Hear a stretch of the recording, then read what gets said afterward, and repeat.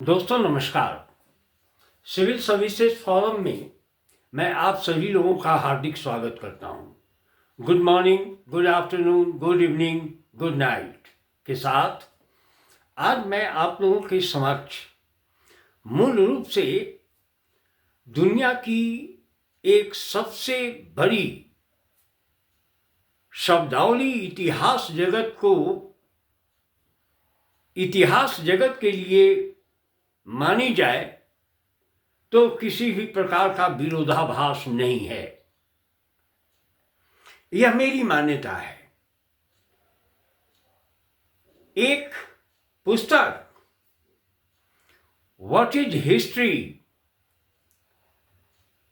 ने इतिहास अर्थात इति और अस की जो मार्मिकता है, उसकी जो मीमांसा है, उसकी जो अवधारणा है, उसकी प्रकृति है और उसके अंतर्गत सैद्धांतिक जो आयाम छुपे हुए हैं, उन सभी आयामों का विश्लेषण जो है इतिहास में कैसे समागत हुआ, यह इस पर आज चर्चा मैं करना चाहता हूँ। इतिहास लेखन और इतिहास के पाठन और पठन की व्यापकता को मूल रूप से समझने और समझाने का प्रयास करता हूँ। एक पुस्तक आई थी what is history, E.H. Card के द्वारा। यह पुस्तक जो है 20वीं शताब्दी के 5वें दशक के अंतिम चरण में लिखी गई थी। इस पुस्तक ने इतिहास जगत में हिस्टोलॉजी और हिस्टोग्राफी को विकसित किया। ये विकास की धारा जो है वह 1838 में जब समाज विज्ञान या मानवीय विज्ञान के अंतर्गत सैद्धांतिक आयामों का विश्लेषण आरंभ हुआ, अर्थात समाज शास्त्र के उद्भव के साथ ही वहां से व्यापक रूप से समाज विज्ञान और मानव विज्ञान और मानव शास्त्र या मानवीय विज्ञान के अंतर्गत एक नई विधा अर्थात वस्तुनिष्ठता की विधा शुरू हुई। वह धीरे धीरे जो सैद्धांतिक आयाम, चाहे वह उद्विकासवाद हो या नव उद्विकासवाद हो या तुलनात्मक पद्धति शास्त्र हो या सामाजिक क्रिया रूपी सैद्धांतिक आयाम हो, इन सारे आयामों के दौर में समाज में मूल रूप से इटली के एक छोटे से कोने से सी राइट मिल्स और जॉन मिल के द्वारा प्रतिपादित और इसके साथ मॉस्का के द्वारा प्रतिपादित एक लचीलापन वाला सैद्धांतिक आयाम, जिसे सर्कुलेशन ऑफ इलिट के नाम से जानते हैं, उसको वैज्ञानिकता का धारा या वैज्ञानिकता की पूर्व उसमें भरने की जो कोशिश की गई है, वह कोशिश जो है विल्फ्रेड पैरेटो के द्वारा की गई, जिन्होंने theory of circulation of elite को एक वैधानिक और वैज्ञानिक आयाम दिया, वस्तुनिष्ठता से जोड़ा, प्रायोगिकता से जोड़ा, गुणवत्ता से जोड़ा और उसके आधार पर सैद्धांतिक आयाम को विकसित करने का प्रयास किया और समाज में घटने वाली प्रत्येक घटनाओं का अध्ययन पर बल दिया। यह किसी न किसी रूप में 20वीं शताब्दी के 5वें दशक के अंतिम चरण में मूल रूप से E.H. कार्ड की जो पुस्तक व्हाट इज हिस्ट्री आ रही है, जिसने इतिहास के लेखन की धारा को परिवर्तित कर दिया और इसका व्यापक स्तर जो है professor R.S. Sharma, professor Romila Thapar, professor Dwijendra Narayan Jha अर्थात DN झा जैसे इतिहासकारों पर पड़ा, और इन्हीं का प्रतिबिंब जो है IN अस्करी साहब या इरफान हबीब की राइटिंग को देखें तो हालांकि इरफान हबीब और इन सारी राइटिंग को लोग एक धारा में विश्लेषित करके या का आलोचना और समालोचना करने का प्रयास करते हैं कि ये प्रगतिशील विचारधारा जो है उदारवादी विचारधारा का ही एक प्रतिबिंब के रूप में है, जिसमें मार्क्सवादी पूट भी है।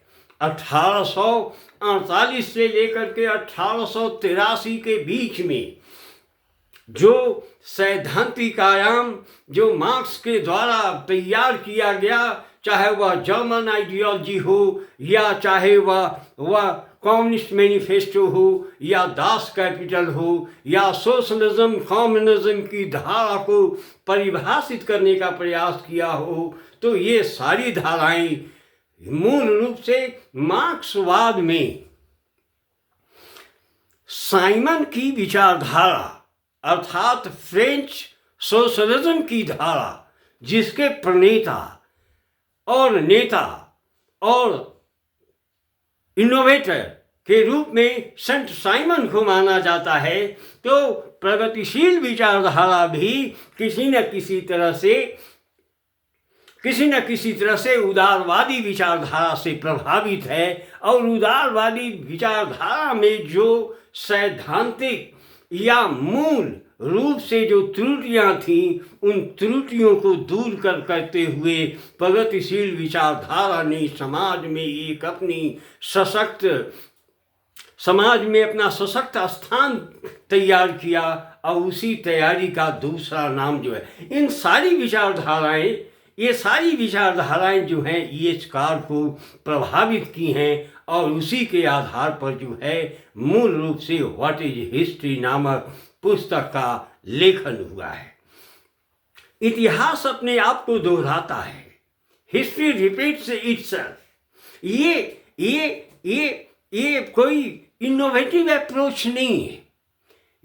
यह सदियों से हमारे और आपके बीच में चली आ रही है। हम लोग कुछ काल के लिए इसे भूल गए हुए थे, और उन्हीं भूलों को नए तरीके से गढ़ने का प्रयास जो है वह EH कार्ल ने किया है, जिसके कारण इतिहास में प्रगतिशील चिंतन, इतिहास में मार्क्सवादी चिंतन, इतिहास में उदारवादी चिंतन के आधार पर इतिहास के लेखन की धारा को परिवर्तित किया है, और उसमें वस्तुनिष्ठता को जोड़ने का, ऑब्जेक्टिविटी को जोड़ने का प्रयास किया है। यह जो है इतिहास के साहित्य को या साहित्य की दुनिया को जो है एक दूसरे को प्रभावित करने वाली शक्तियाँ डेवलप हुई हैं।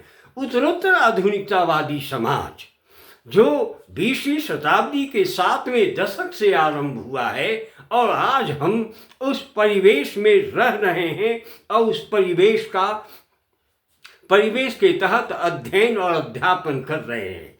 इन धाराओं को समझने के लिए मूल रूप से समाजशास्त्रीय व्याख्यान के माध्यम से समाज में घटने वाली प्रत्येक घटनाओं का अध्ययन करते हुए इतिहास का लेखन जो किया जा रहा है, वह एक मार्मिकता का प्रतिबिंब है, वह वस्तुनिष्ठता का एक द्योतक है, वह वस्तुनिष्ठता के आधार पर प्रायोगिकता और अनुभाविकता के आधार पर समाज को जोड़ने का कार्य करता है। समाज जोड़ने का कार्य करता है। जहाँ डीस्टेबिलिटी है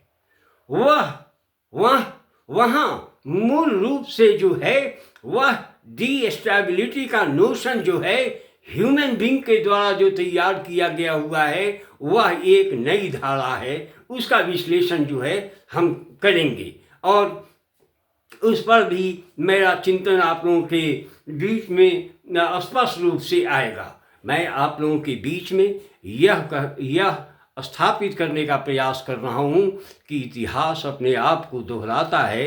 यह इस सैद्धांतिक आयाम को जो ईएचकार के द्वारा व्हाट इज हिस्ट्री में लिखी गई है, वह जो है मूल रूप से Italian philosopher, sociologist, social scientist Wilfred Pareto का मौलिक कंट्रीब्यूशन माना जाए तो किसी प्रकार की अतिशयोक्ति नहीं होगी, क्योंकि उन्हें ही circulation of elite theoretical paradigm के जनक के रूप में माना जाता है। यह मूल रूप से यही सिद्धांत को स्थापित करना चाह रहा हूँ। यह पूरी मेरी मान्यता है। इससे आप इत्तेफाक रखेंगे, काफ़ी महत्वपूर्ण यह विषय है, काफ़ी महत्वपूर्ण यह विषय है। इस पर चर्चाएं, परिचर्चाएं, आलोचनाएं, समालोचनाएं होती रहती हैं। इन्हीं के साथ मैं आप लोगों के साथ